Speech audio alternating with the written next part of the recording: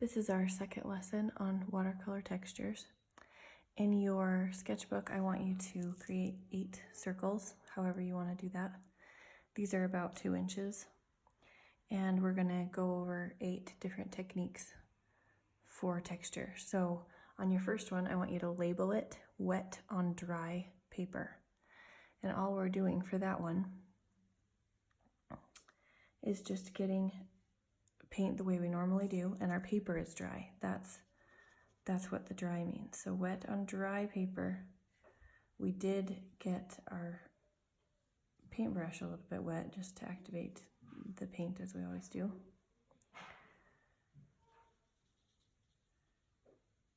But we're just filling that in normal. So that technique is wet on dry. You have more control over where you want the paint to go. Because your paper's dry, it's not going to move it. Okay, so there's the first one. Wet on dry paper. We're going to do that same thing again, but I'll have to explain this one a little bit later. So don't worry about writing anything on this one yet. Just fill it in the same way that you did before.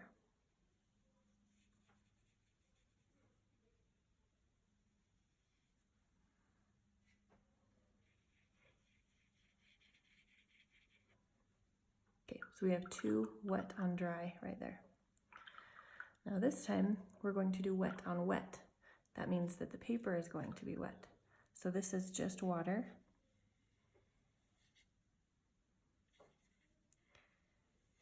And you have to work fast when you do this because it needs to be very, very wet. There needs to be a lot of water for this to work. So after I get the whole thing filled in, I'm just still going to add a bit more water to the middle. I'm going to grab a different color this time just to be able to see what's going on. See how cool that is? So this is when people get frustrated with watercolor because there's no control over that. It will go anywhere that is wet. The fun thing about this is that you get a lot of these fun textures that you're not going to get if you're painting right on dry. So there's the difference there. We're going to do the same thing this time. You can actually choose if you want to do wet on wet or you want to do wet on dry. The point we just need to do is fill this with paint. I'm going to fill this one with yellow. I'm just doing wet on dry because it's a little bit quicker.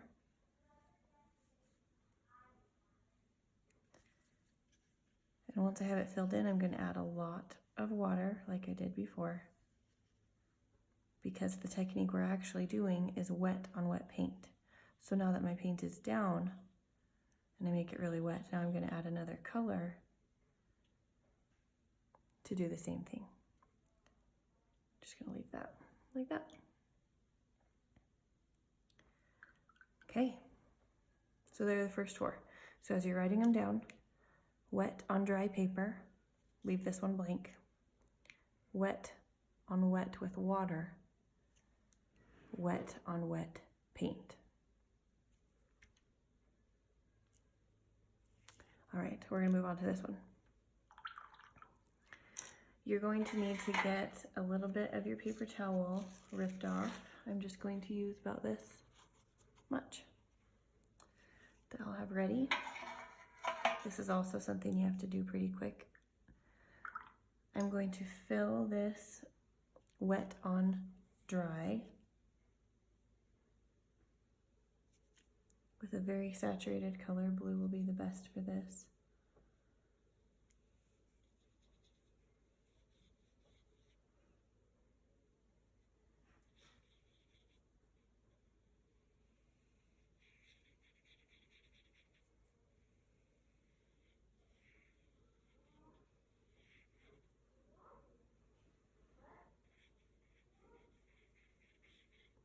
I'm just going in now that it's done. I'm just really adding a lot more paint to it. I'm going to grab my paper towel, kind of bunch it up, and lift.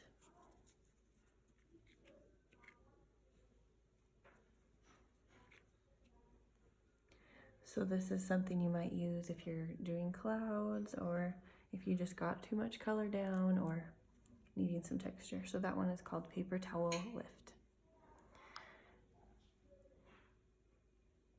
And this one, because I had so much paint down, it's really drastic difference.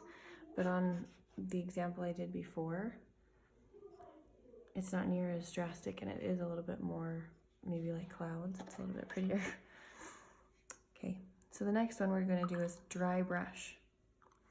Now, the paint needs water to activate it. So if you try and use paint that without getting water, I'm going to show you what that looks like. So I've really wiped off my brush.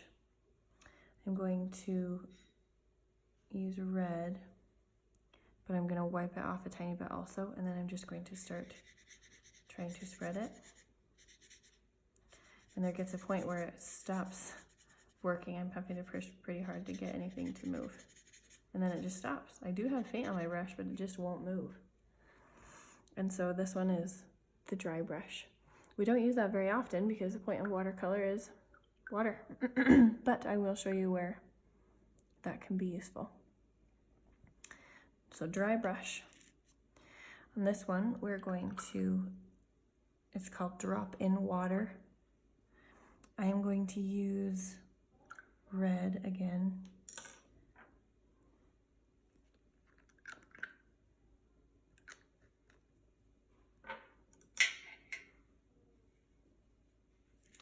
I'm going to do wet on dry. Most of the time I do wet on dry, because I like to have control over what happens. But when I want to add texture, I will do wet on wet.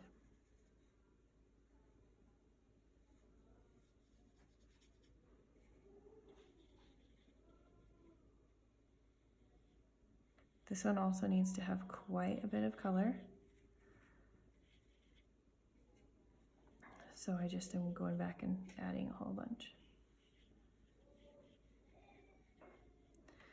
Now I'm going to rinse really well, get water, and I'm not going to wipe off any of my water from my brush. It's going to be literally dripping. I've got a big old drip right at the end. Touch. Do it again. Touch. One more time. Now you might not be able to see the texture here yet, but it will continue to spread and make texture. So this one is Drop in Water. I'm actually going to do it again now that it has dried a tiny bit, and show other textures we can get. This one is so dependent on how wet your paper is when you do it. Right now it's looking just like a wet on wet, but a lot of times it looks more, I actually can show you my other ones. Right here. It takes a lot of the color off. This one was a little drier when I did that. Okay, the last one we're going to do is salt. I'll do this one blue.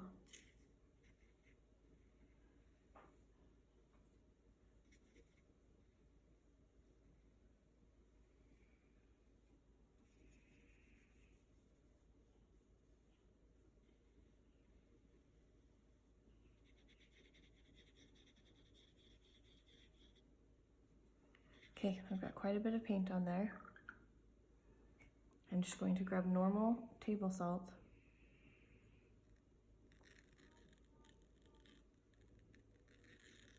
and sprinkle it on there. So the salt soaks up the paint and the water, and it just leaves it with a really cool texture. So it takes a while to do it, so you won't be able to see this, but I'll show you my last one. There is no salt on here, even though it looks like it. It is completely smooth, because after you wait for it to completely dry, it does take a while. You wipe all the salt off, but it looks like it's there, and so it gave this really cool texture. This is something you can do in fur, or even like in water or sand or anything like that. So that one's a really fun one. And you can actually see this one is making fun textures already. It's almost like a frost type look.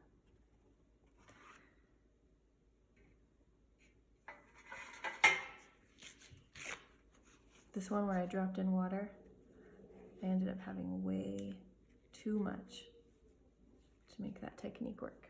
So I've sopped up a little bit of it and I'm going to try it again.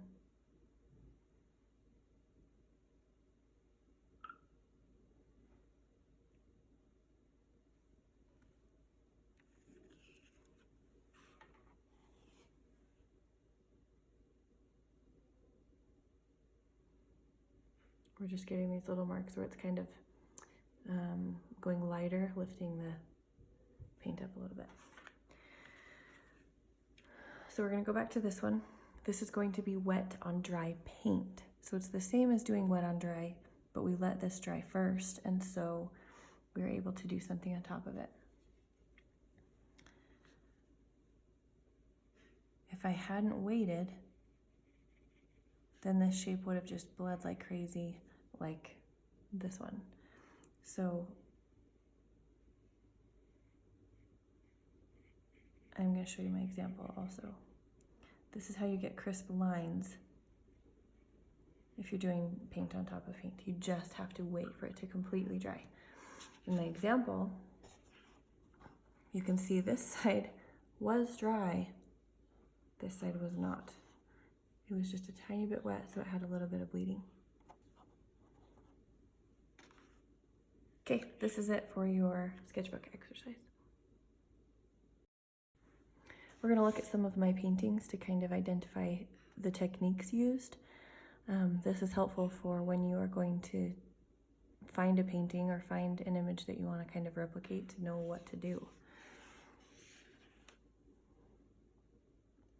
So in this one, right here, to get this texture, we dropped in water. To get these, they've got crisp lines on the sides, and so they have to be wet on dry. And here, I did a few things, but mostly on these little squares, I would get the whole thing wet and drop in color here, and I would just let it spread from my corner. So that's a wet on wet.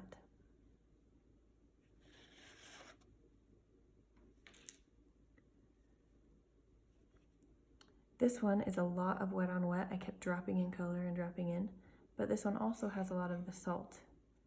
And I would do it strategic. It's not over the whole thing. I've got a little section here and here, and one section here.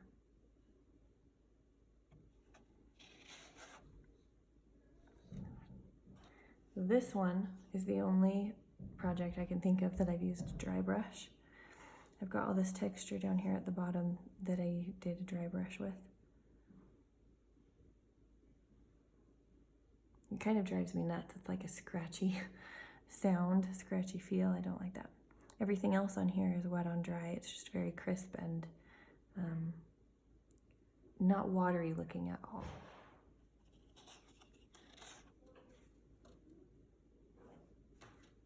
This last one is a lot of wet on wet to get these kind of textures.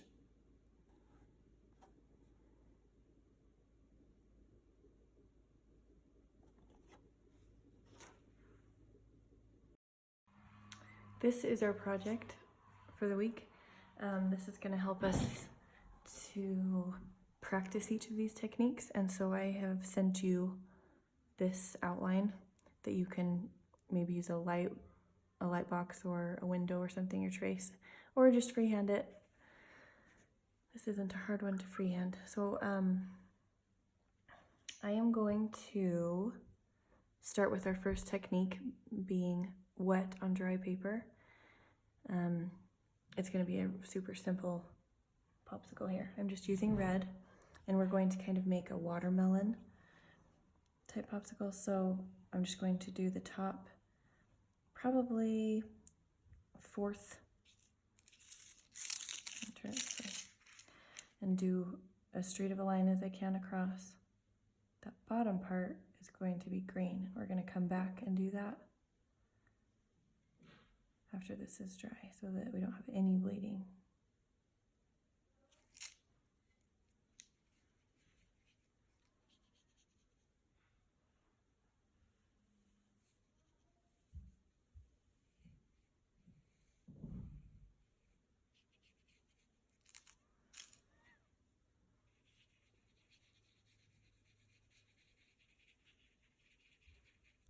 Okay, I'm gonna leave it at that.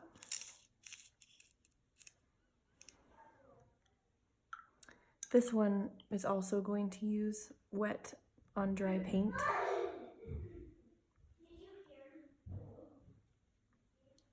So we're gonna skip to wet on wet with water.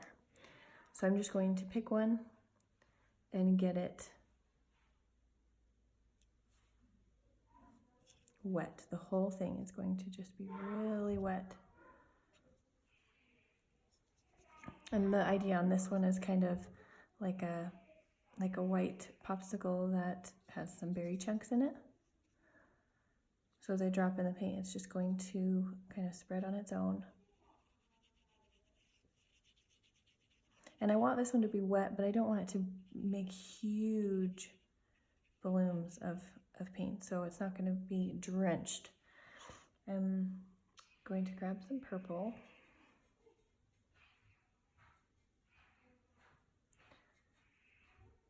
Okay. I'm using the very, very tip. So that spread more than I want it to. So I'm going to wait and let it dry just a tiny, tiny bit more.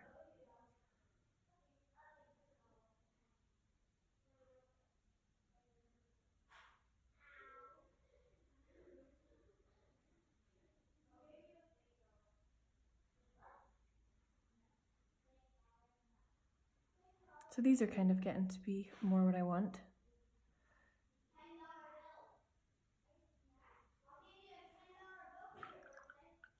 And if you want, you can do another color in there too, just adding a tiny, tiny bit of something fun. Got a red here.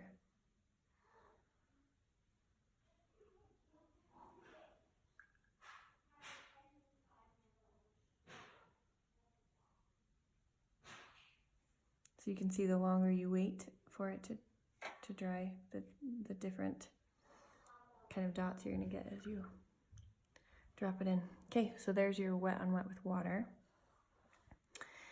We're going to do a wet on wet with paint.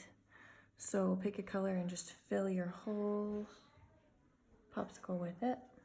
I'm going to go green here.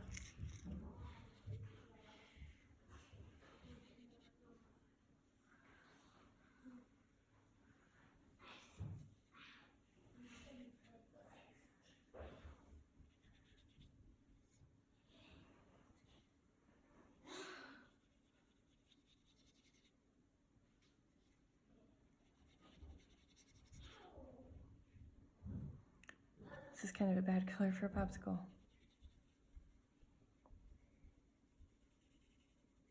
I'm going to drop in yellow.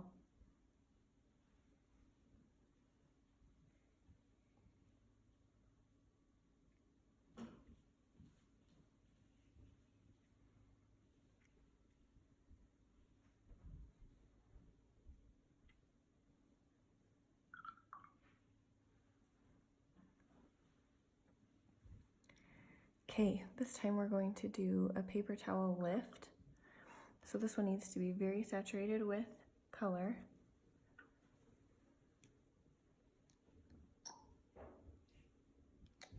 I'm just using what I have in my palette. I've been doing other things, so I might have different colors than you, but I do have this pink.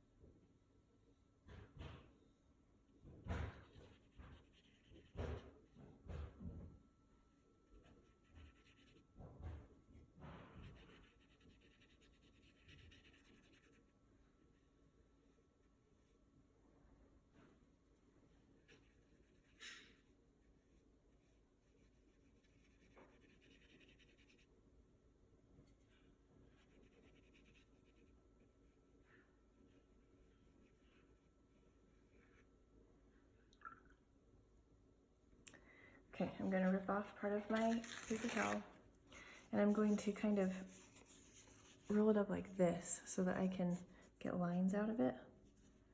This one's going to be more like a popsicle here. These two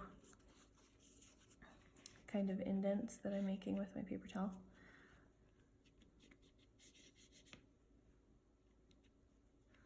And it had dried too much on that side to get much of a lift, and I'm totally fine with that. So there's my lift.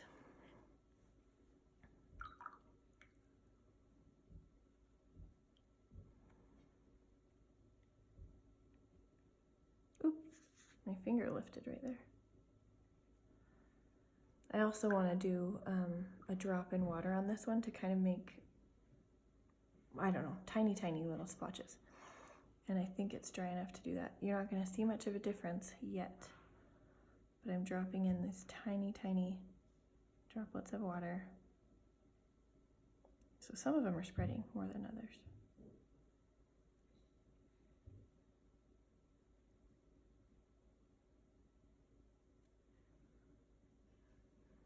So we'll come back and look at how that looks in a minute. This time we're going to do kind of a fade into each other. So the colors I'm going to use a purple and a, I'll do purple and blue. I'll turn it back around. So I'm only going to do about a third of it with purple. And this one you have to work quick because you're going to put two colors down that still need to stay pretty wet.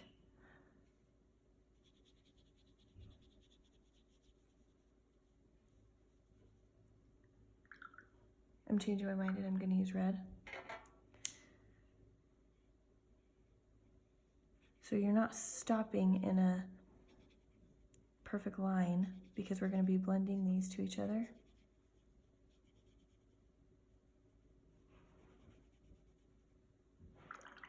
Just going to get a lot of water on my brush, and this is kind of what we did in the last lesson where we let it combine on its own. All I have to do is get the water and let it touch both sides, and then it will do its own thing.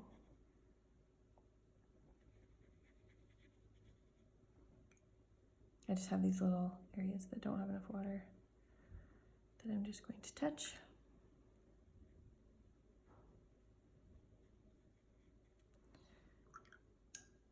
That's it. We're just playing with the water and letting that move. So that's kind of a wet on wet type technique.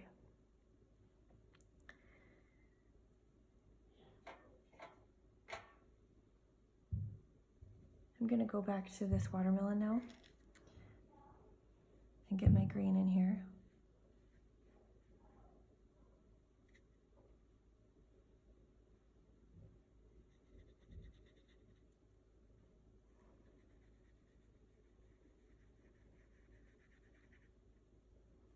We're going to add some watermelon seeds, but we're going to wait a little bit longer on that one to add the seeds to the red part. So I have a tiny, tiny white line here. That's more for looks than being necessary because it is dry. So that one's good.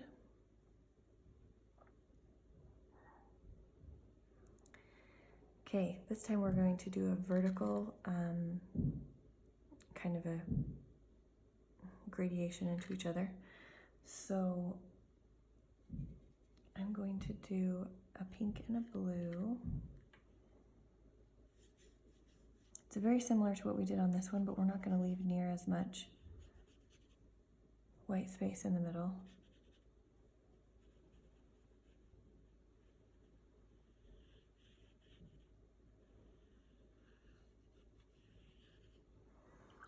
I can tell that this pink really soaks in a lot quicker than the other colors do.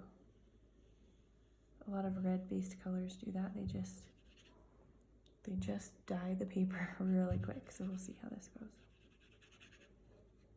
I just want these to kind of blend into each other, and then I'm going to put salt on them.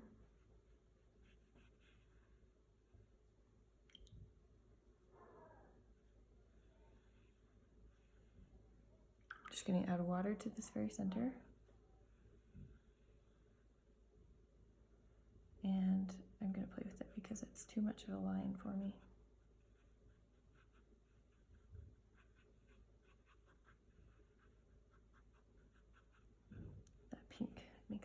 more of a line. Okay, I'm gonna leave it like that, and I'm going to add, I can't add my salt because my pink is dry, so I've gotta get it a lot more wet.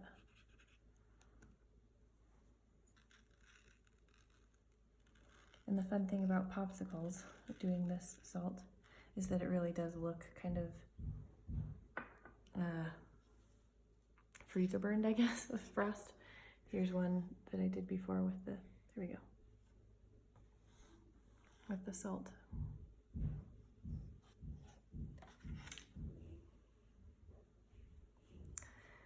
Okay. This time we need to grab kind of a dark color. Let's go blue. And I'm gonna do the whole outside edge. And you have to move quick on this one because we need to keep it wet and able to move.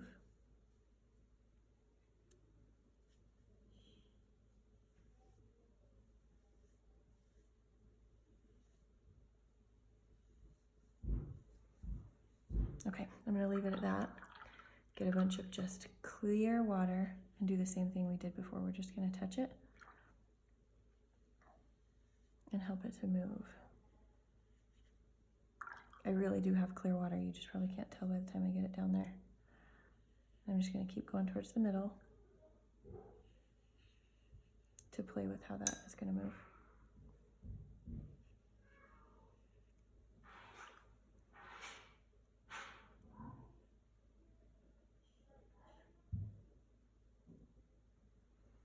Your result would be quite a bit different on this one if you're not using such a dark color.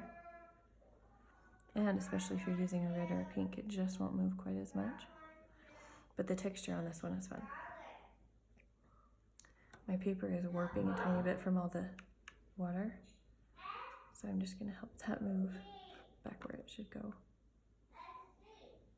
while it dries. Okay, we're gonna do one more.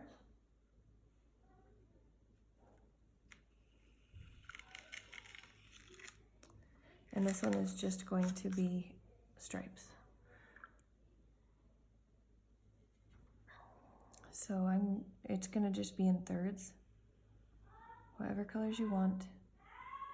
Just working on some brush control, trying to get some straight lines.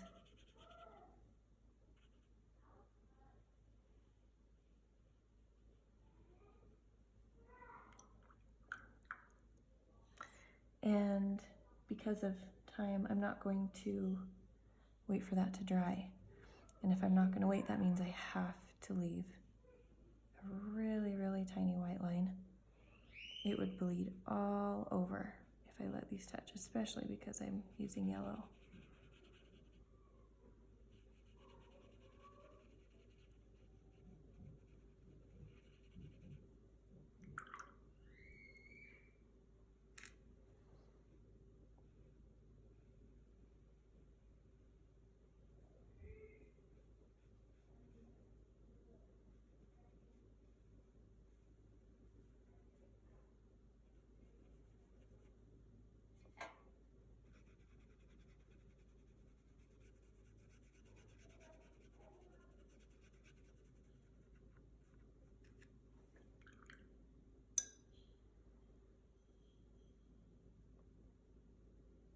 Okay. So this one is dry, and I want to try a little bit of dry brushing on top of that. So I'm going to get my purple. You make sure that your brush is dry. You grab your color, and you still kind of wipe your color a little bit. Let's see how we can get this. I'm going to wipe a little bit more.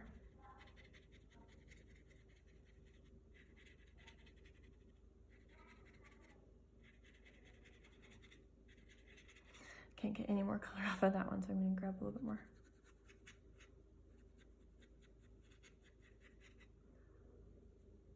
I'm just grabbing a little bit of paint, zero water.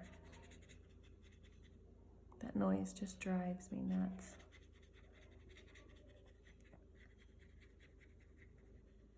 Okay.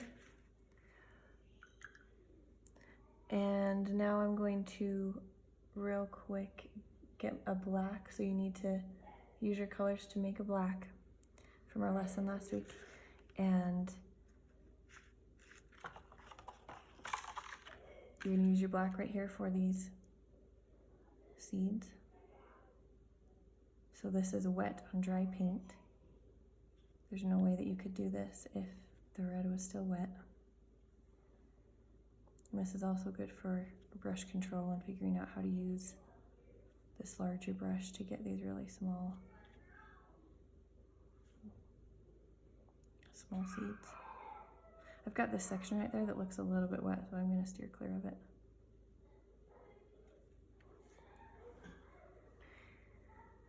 Okay, now the last thing that you need to do is make a brown.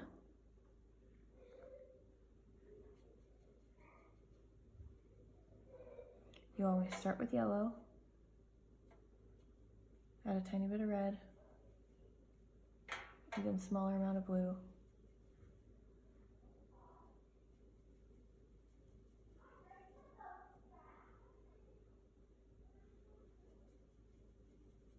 Okay, and these are just for your popsicle sticks.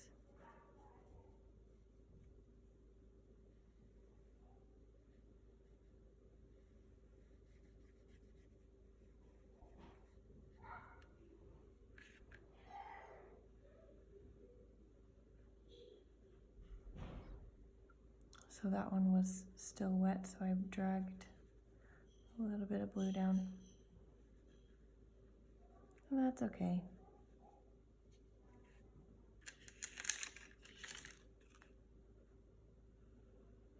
So to wipe this salt off, normally the paint is dry within just a couple minutes, but with the salt, it really slows it down.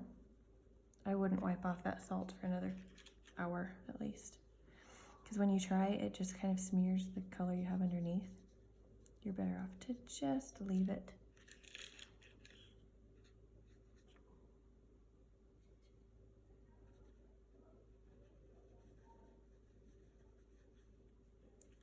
Okay, so there's your project. I'll show you these other ones that I've done. This was my example, and I like the way I was able to get the color lift here with the paper towel lift.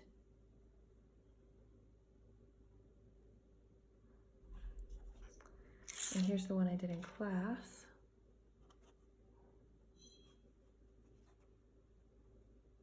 And I actually still have my salt on here, so I could go wipe that off. That's from like a week ago. Okay, I hope that you'll bring yours so that we can all see it.